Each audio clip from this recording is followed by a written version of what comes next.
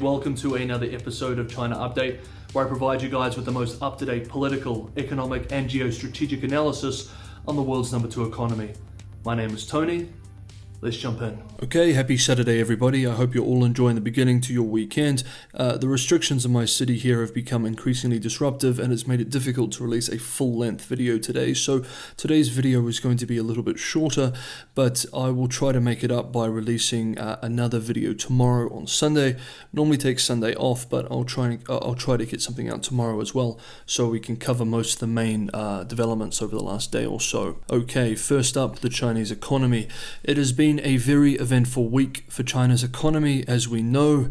A roller coaster in capital markets. In the course of the last few days, several high-profile commentators, including some who were previously very bullish on China, have publicly expressed deep pessimism towards the Chinese economy. And these are not just obscure bloggers, these are some key voices and commentators who discuss China and its economy. For part 1, Chinese economy, we're going to examine some of the observations of 3 of these individuals. First up, the UK-based Japanese-owned Financial Times published a piece yesterday writing about a video with comments made by Wei Jianshan, head of private equity group PAG, someone who has previously been very bullish on China and not afraid to say so either. He is also known for a popular 2019 book, Out of the Gobi, which was a national bestseller in the United States. This is what Mr. Shan had to say, quote, "We think the Chinese economy at this moment is in the worst shape in the past 30 years. The market sentiment towards Chinese stocks is also at the lowest point in the past 30 years. I also think popular discontent in China is at the highest point in the past 30 years. China feels to us like the US and Europe in 2008. While we remain long-term confident in China's growth and market potentials, we are very cautious towards China markets."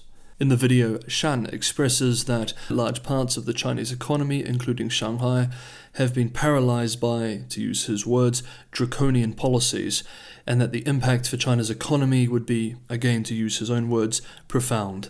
In a separate Financial Times article, Shan is reported as expressing an especially critical opinion of Beijing.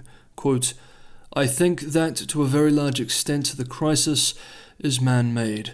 We have a leadership who thinks they know what is best for the economy and what is best for the livelihood of the people. Unfortunately, I think their knowledge and their rationality are both limited."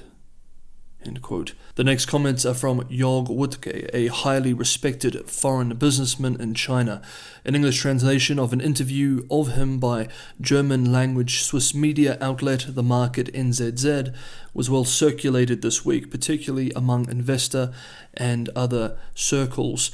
In the interview, the president of the EU Chamber of Commerce of China expressed, quote, "I meet very well-informed and open-minded top politicians. They know what zero COVID means for the country. It's just that they can't use this knowledge to bring about policy change at the moment. Until the 20th Party Congress, which will take place later this year, they will stick to the zero COVID policy. President Xi wants to be confirmed for a 3rd term, so he cannot change his narrative this close to the finish line. All over China, entrepreneurs look to Shanghai and have to deal with the scenario that the same thing could happen in their city. So until further notice, they hit the pause button and freeze almost all investment plans. There's no fiscal policy that can compensate for this restraint." End quote.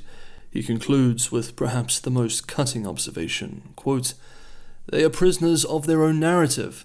It's rather tragic. China was the first to get into the pandemic and it's the last to get out. And in the meantime, they've been telling the whole world that they're the best." End quote. Finally, Stefan Roach, a senior fellow at Yale University's Jackson Institute for Global Affairs and formerly the chairman of Morgan Stanley Asia and the firm's chief economist, published a piece in Project Syndicate this week discussing, among other things, the deflation of the China cushion, as he puts it. Quote, "The resilience of China, the China cushion, was the only thing that stood between a weak post-GFC recovery and a relapse back into global recession during that earlier period. Fast forward to today, the cushion has no air in it. I mean, China's growing at well below the post-GFC pace. if it's growing at all. End quote. As always, guys, if you're enjoying the content, don't forget to hit the like button. It's a huge help for a small channel that's growing like this one. And for anyone who wants to go the extra mile and help keep the channel sustainable, Patreon, Buy Me a Coffee, and crypto links are in the description below. Thank you so much, everybody, for the ongoing support. Okay, next up, yesterday we discussed a special meeting of the Politburo, China's highest political body, after the Politburo Standing Committee, which received headlines for committing to two seemingly incompatible policy objectives. According to a readout of its meeting, the Politburo expressed, quote, "COVID must be contained and the economy must be stabilized." End quote. Interestingly, too, the readout in Chinese contained more details than the official English translation, including the following, quote, "We need to promote the sound development of the platform economy, complete special rectification of the platform economy, implement regular supervision and introduce specific measures to support the standardized and sound development of the platform economy." End quote. Now, this platform economy is talking about technology companies. Then after the meeting yesterday, news broke that the government had scheduled a symposium sometime after the Labor Day holiday period ends for China's big internet companies. The stock market took these two signals, combined with the official backing of massive stimulus, which we covered yesterday, as confirmation that Beijing's technology regulatory crackdown could be over. We know that these crackdowns over the last year and a half have been one of the biggest investment risks in China's technology sector, wiping out trillions of dollars in market value across New York and Hong Kong. Chinese technology stocks jumped after the news, with Alibaba shooting up almost 16% in Hong Kong trading yesterday afternoon. All the major indices in mainland China and Hong Kong went up, and Hong Kong's technology index was up over 10%. Not much is confirmed about the symposium, however. Most of what we know are based on statements from media sources, so very difficult to verify. Hong Kong-based South China Morning Post had an early exclusive, publishing yesterday that the symposium has been set for after the Labor Day holiday to assure business executives that regulators will no longer demand rectifications or impose surprise fines. The South China Morning Post went on to report that China's major big technology players, including e-commerce platform Alibaba Group Holdings, social media and video gaming giant Tencent Holdings, online delivery and on-demand service platform Meituan, and TikTok owner ByteDance are all invited to attend the symposium. We should note that Alibaba owns the South China Morning Post. While the market was optimistic yesterday with all of this news, the question is, will the optimism last? Chen Long, an economist at Beijing-based consultancy Plenum, expressed yesterday, quote, "These are good words. The question is, how will they deliver? I think we need to see action in the next few weeks." End quote. Then, of course, there is the question, how can economic growth be maintained while also pursuing strict lockdowns to fight COVID?